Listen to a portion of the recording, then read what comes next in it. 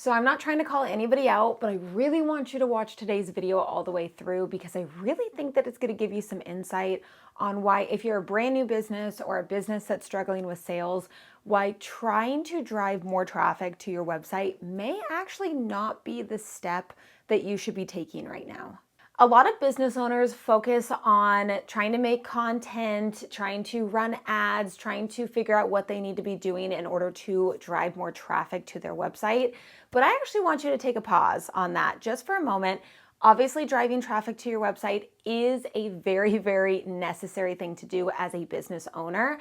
But before you do that, I want you to really take a look at your website, because your website is everything for your brand when it comes to online shopping. It is the whole experience that a customer is having of your brand before they actually try out your products, especially if it's a new customer, somebody brand new who is going to be trying out your products for the first time.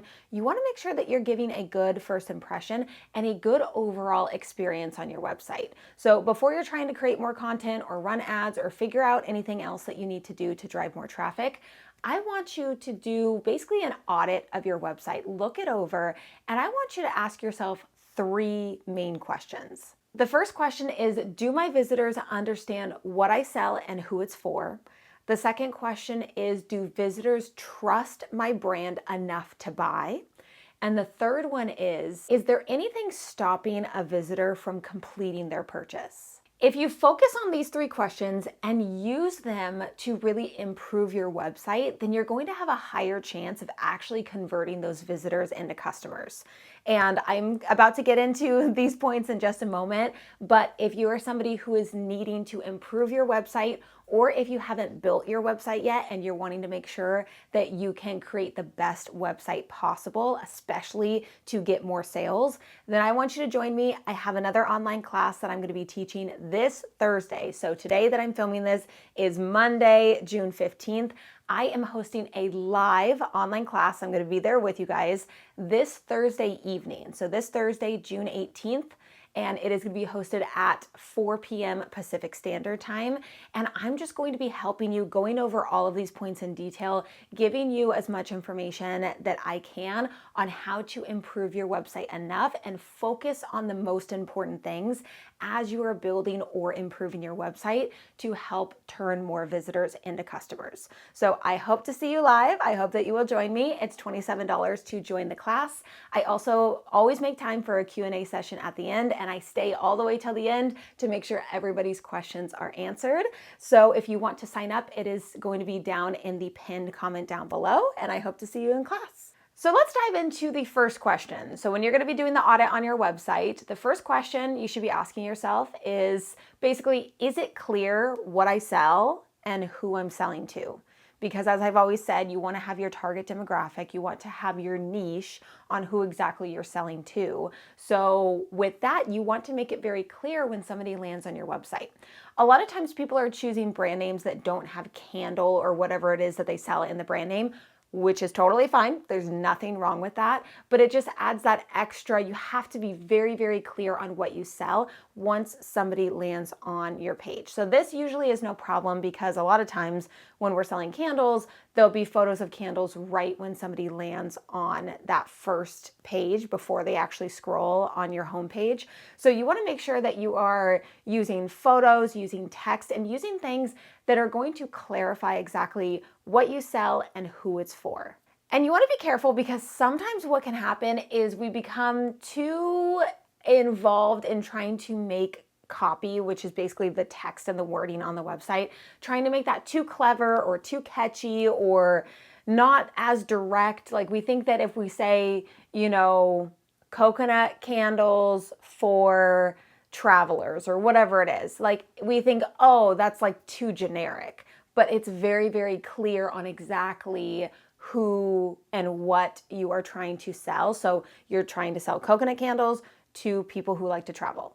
That's really what it is. Instead of trying to have all these different, wording. And sometimes if you're using AI, sometimes it will throw out the most random descriptive, like any kind of synonym on every single word. Like anything that's a simple word, it'll just throw out a random synonym that's kind of similar, but it just seems It just seems more, but sometimes just kind of bringing it back down and being more clear with exactly what you're selling and who you're selling it to, it makes all the difference, especially when you're getting all these different new people landing on your website. They really need to know within the first few seconds if your products are actually for them or not.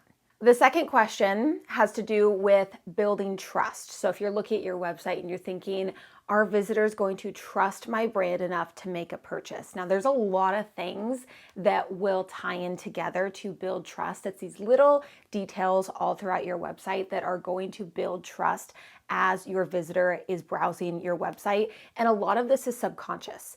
Also, a lot of this is subjective.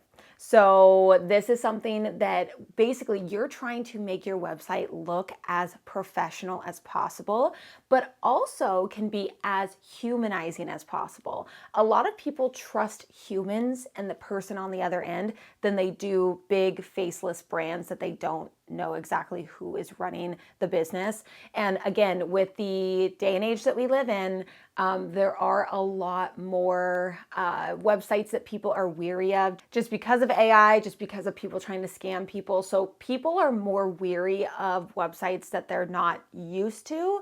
So by building trust through really great product photography, an about us page where they get to meet you, meet the maker, understand exactly who is behind the brand, it builds more trust. Having social media connections on there, so having your Instagram, your TikTok, whatever it is on your web page, that is going to help them a lot because it really, again, it connects you to be an actual real brand, a real person, so that they can trust you with their money and that they're actually going to get the product that they are buying. Because remember, your products could be really amazing products. And it's your job to figure out, how do I show how awesome my products are? How do I connect and really build that connection with the visitors on my website to, again, make sure they know that my products are for them, explain and be clear enough, and also build trust with them to show that I'm a real person, I'm a real brand, I'm a professional brand, and you can trust me with your money to actually receive the product that you are paying for. So that is a big question to ask. I think that all three of these are very important, but I think that having that trust and really having that professionalism with your website is really huge for actually making the sale. And then the third one is there anything stopping visitors from completing a purchase? So this could be a bunch of different things, and there are some things that aren't necessarily in your control. So if they just don't find anything that they like, or if they get pulled away from their kids or something, they get distracted, those are things that we can't control, but there are a lot of things that we can control. You can control how user-friendly your navigation is.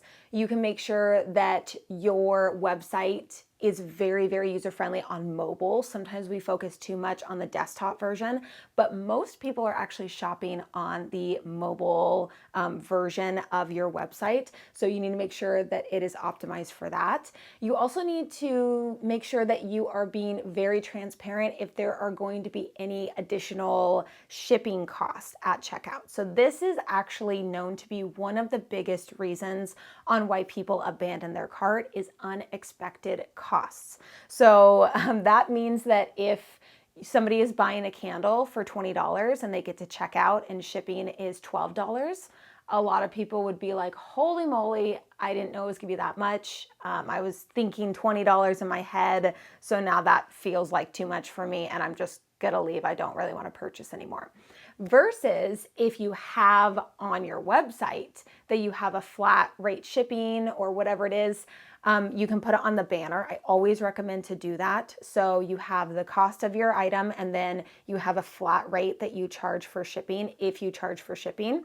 You could also do free shipping and include that shipping price into the price of your items and just say free shipping on all domestic orders.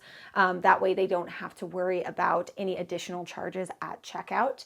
But if you are doing flat rate shipping, you can have that on your website. Make sure that they have that in mind, that whatever they're paying for, they know it's gonna be an additional $6, $7, $8, $9, whatever it is that you set it for, they have it in their head when they're shopping so that they know that it's coming, so that it's not going to be unexpected.